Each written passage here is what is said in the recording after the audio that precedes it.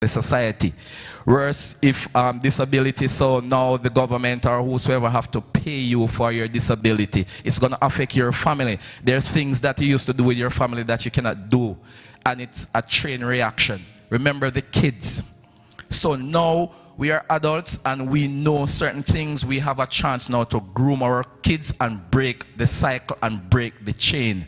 Because as young men, we grow up in broken families. So as I said, men, female, you have kids, you have family, friends, and loved ones.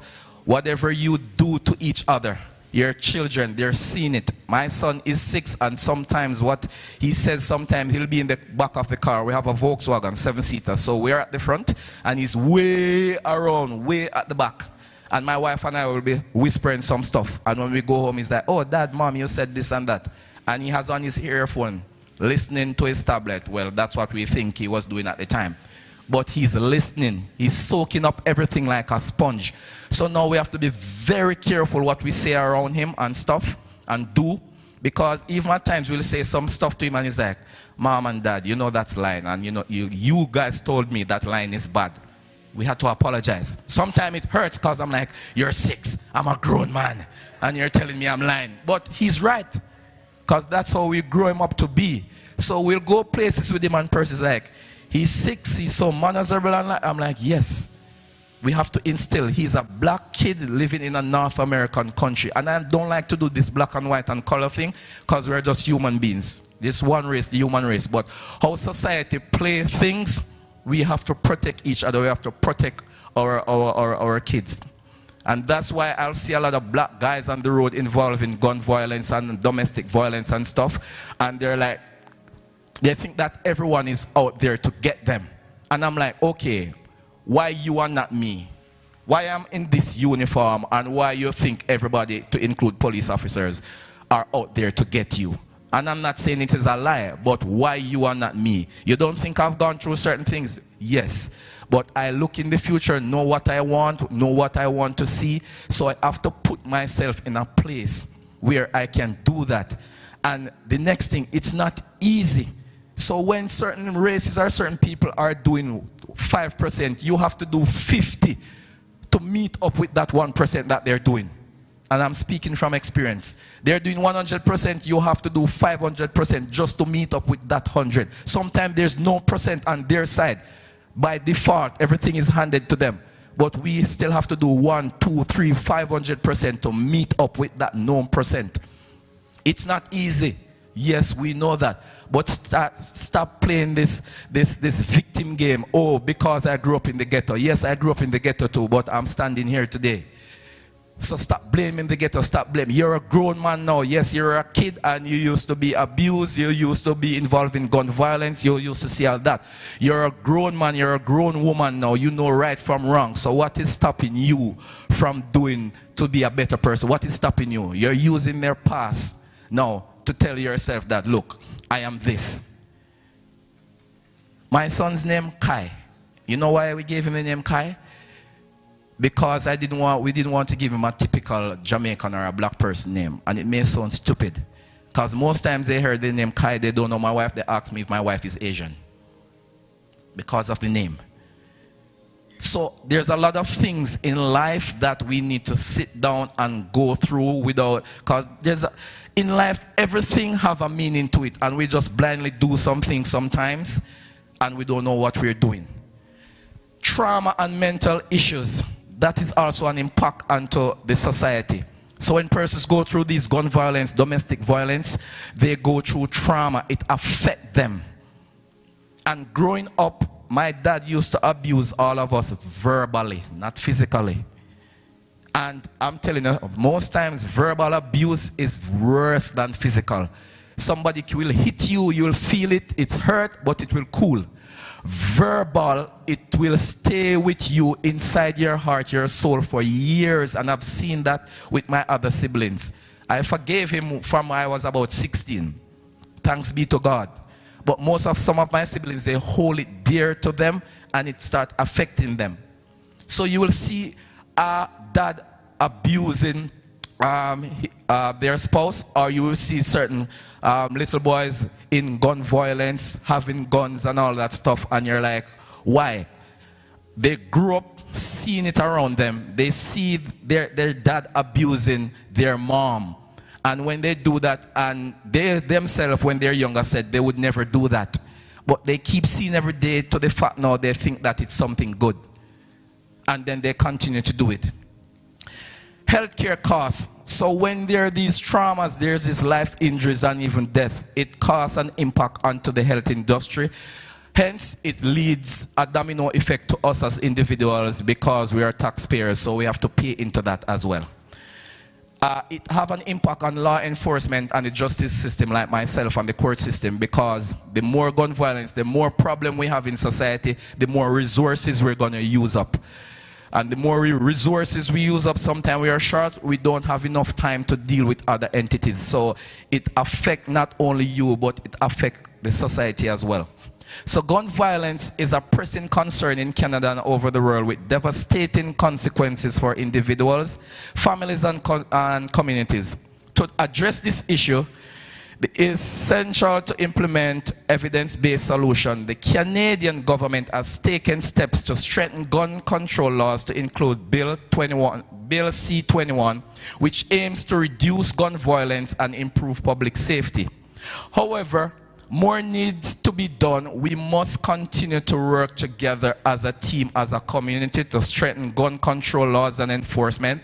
Invest in community-based programs to address the root causes of gun violence, to promote public awareness and education on gun violence, and to prevent it. By working together, we can create a safer community and reduce the impact of gun violence in Canada, which is the OPP vision where I work. Safe communities, a safe Ontario. We want a safe community and a safe Ontario for our families and in the broader society. And before I finished, yes, time is going away. Here's a breakdown. So 89% of men are accused of being in gun violence, and 11% of women are accused. And the 89% of men, it doesn't mean that, how it breaks down, some men are just branded as being in gun violence without being in it just because of society, because you're a man, because you're in certain communities. They'll just see you and say, okay, you're involved in that. So this percent of 89 will look a lot larger than expected, but it's just how society looks at it. So in closing, I just want to say, take care of each other. Men, take care of your queen. Queen, take care of your king. Listen to each other. When you guys have disagreements, because there will always be disagreements, don't do it in front of your children. We have to protect them. They are the next generation, and whatever we do will impact them. So if we don't break the cycle now, it's gonna be gonna be greater. It's gonna be worse, because whatever these kids see, that's what they're gonna portray when they become an adult. And I've seen it all the while. So protect each other, protect your kids, and please, when you have events like these with partnership with police officers, just be present, because now you will see a different side. Because most times what you think you know about police officers is what you have born, grown up, and you're here. As human beings, a lot of times somebody will come to you and say, you know what, Officer Morrison is a bad officer. Okay, what proof you have? You know, Sister Shaney told me that he was a bad person. Most time they have no proof. It's what they heard from somebody else. So don't be like a broken Chinese telephone. Like, seek the information before you start labeling someone as being this person or that person. Try to get to know that officer before you start. And sometimes you'll meet the officer for the first time and he is not what you expected, but don't judge him sometimes at first. Maybe he's having a bad day. It's a very stressful job. It's just like nurses and doctors. It's very stressful. Not saying it's right for us to react a certain way. I don't. But as I said, we're human beings. Sometimes if that person reacts to you a certain way, just take the time out to just listen if that person is willing to listen to you. Okay? Thank you guys for listening and enjoy the rest of your day. As I said, if you have any questions after this, you guys can meet me somewhere in the foyer and stuff, and I'll answer the questions to the best of my ability. Thank you. Thank you, Mr. Morrison. So he did say it's because I know we're a little bit behind on time, but we're going to take a quick 10-15 minute break, so you guys can grab some lunch at the back, come back, and then we'll have the youth violence and conflict resolution come up to end our conversation. They came out strong. I love to see the support, and it just spills over into the community as well, right? So thank you again for everyone for joining us. Let's go get some lunch, and we'll come back and we'll hear from the group.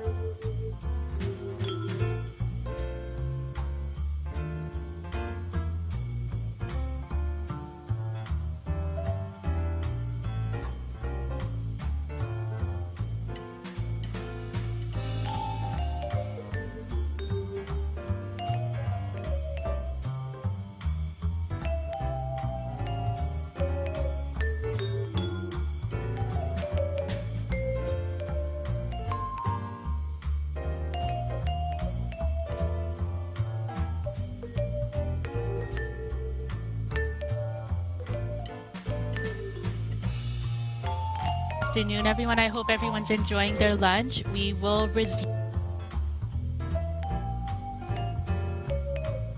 their seats and we'll get started.